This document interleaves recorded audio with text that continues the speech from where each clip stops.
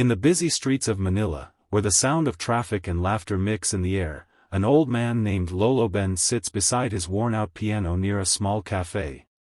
His clothes are faded, his shoes are torn, and his back slightly bent from the years of struggle. Yet when his wrinkled fingers touch the keys, something magical happens. The world seems to pause. Every note he plays tells a story of courage, sacrifice, and unspoken pain. He once served as a soldier, fighting for freedom during a dark time, but now he fights a quieter battle, against loneliness and poverty. Children sometimes stop to listen, captivated by the melody, while passers-by drop coins into his open cap. Most hurry past, unaware of the hero sitting before them. The piano is old, its paint chipped and its sound imperfect, but through its broken keys flows the heart of a man who has seen both war and peace. As the golden sunset reflects on his face, a soft smile appears. He isn't just playing for money, he's playing for memory, for hope, for the spirit of the land he loves. That night, an American TV producer walking through the area hears his music and stops, frozen by the emotion in every note. It's a sound that feels like truth, raw, real, and unforgettable. In that fleeting moment, Lolo Ben's life is about to change forever, even though he doesn't yet know it. The next morning, Lolo Ben wakes up in his small wooden hut on the edge of Manila, where the sea breeze carries the scent of salt and old memories. He sits beside his piano, gently polishing the keys that have been his only companions for years. Just as he prepares to play, a young woman appears at his door, the same American producer who heard him the night before. With a warm smile, she introduces herself as Emily, a scout for America's Got Talent, Manila Edition 2025. She tells him that his music touched her heart and invites him to audition for the show. Lolo Ben's eyes widen in disbelief. He shakes his head, embarrassed by his old clothes and the cracks in his piano. "I'm too old for dreams," he whispers softly. Emily kneels beside him and says, "Dreams don't age, sir. They just wait to be heard." Moved by her kindness, Lolo Ben agrees, but his heart pounds with fear and doubt. As he walks through the busy streets carrying his battered piano on a cart, people stop and watch, the old veteran chasing something beyond survival. When he reaches the grand audition stage, the bright lights almost blind him, and his trembling hands grip the piano tightly. For the first time in years, Lolo Ben isn't playing on the street. He's standing before the world, ready to let his music speak for the life he has lived and the love he still carries inside. The stage is silent as Lolo Ben takes his seat behind the piano.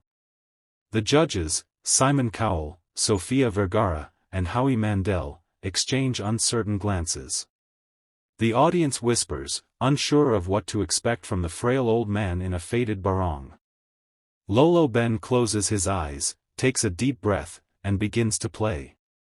The first note trembles, soft and hesitant, but soon the melody blooms into something powerful, a song of struggle, love, and remembrance.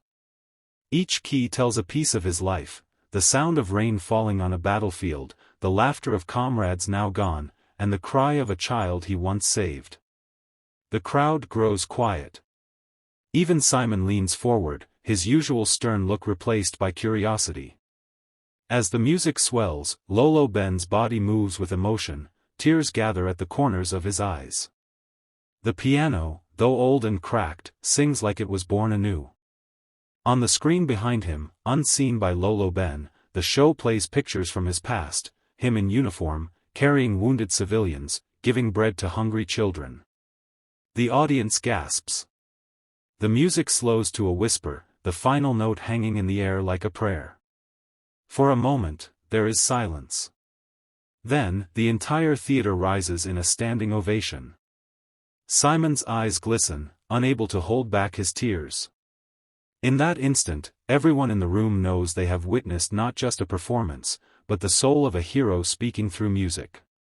As the applause echoes through the grand hall, Lolo Ben bows his head, overwhelmed. Tears roll down his weathered cheeks as he struggles to catch his breath. On the screen, more images appear, black and white photos of him as a young soldier, cradling a wounded child, playing a piano for war refugees, and smiling despite the ruins around him. The audience grows quiet again, many wiping their own tears. Simon Cowell covers his mouth, visibly moved, his eyes glistening. This is pure heart," he whispers to Sophia, who nods silently. Lolo Ben's trembling hands rest on the keys as if saying goodbye to the memories his music had just awakened. Suddenly, a little boy from the audience, the same street kid who used to listen to him outside the cafe, stands and shouts, "That's my hero." The crowd erupts in applause once more. Lolo Ben lifts his gaze, and for the first time in decades, he feels seen, not as a beggar or an old man, but as someone who mattered. Simon stands up and walks toward the stage, his usual sharp demeanor replaced by something gentle and human. The cameras zoom in as Simon's hand hovers over the golden buzzer. The lights shimmer, the crowd holds its breath, and with one powerful press, the room explodes in golden confetti. Lolo Ben covers his face and weeps as Simon embraces him, whispering, "You didn't just play music, you played humanity." It's a moment the world would never forget. Golden confetti swirls through the air like a shower of light, falling softly over Lolo Ben as the audience roars with emotion. The crowd chants his name, Lolo Ben. Lolo Ben, while Simon wipes his eyes and smiles through his tears. Lolo Ben kneels beside his piano, his trembling hands clutching the edge as if afraid it might all be a dream. Reporters rush to the stage, cameras flashing, capturing the moment that would soon circle the globe. The other judges walk up and hug him, their faces glowing with admiration. Sofia Vergara tells him, "You reminded us what true beauty sounds like." Lolo Ben, still crying, whispers, "I played not for fame, but for the people who can't be heard." The audience falls silent once again, deeply moved by his words. Simon gently places his hand on Lolo Ben's shoulder and says, "Sir, the world needed to hear your story." The veteran's eyes glisten as he looks out into the crowd, spotting the young street boy waving proudly from the front row. He smiles and gives a small salute. The boy salutes back, his eyes filled with tears. In that magical instant, generations, countries, and hearts connect as one. Lolo Ben's story, of struggle, sacrifice, and undying hope, has transcended beyond a performance. It becomes a reminder to millions watching around the world that true greatness is not measured by wealth or fame, but by the kindness and courage that live within a human soul. Weeks after his breathtaking performance, Lolo Ben's story spreads across the world like wildfire. News outlets in the USA, Manila, and London replay the moment Simon Cowell pressed the golden buzzer, calling it the performance that touched humanity. Donations pour in from all corners of the globe. A foundation is created in his name, and with that money, Lolo Ben rebuilds his humble home and opens a small music school in Manila for poor children who dream of learning the piano. He calls it Golden Hearts Academy.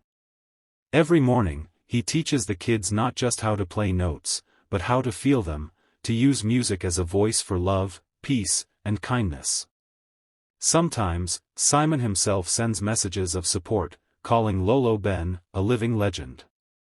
One afternoon, as the sun sets over the city, Lolo Ben sits outside the school, listening to his students playing the same song that changed his life, Memories of Freedom.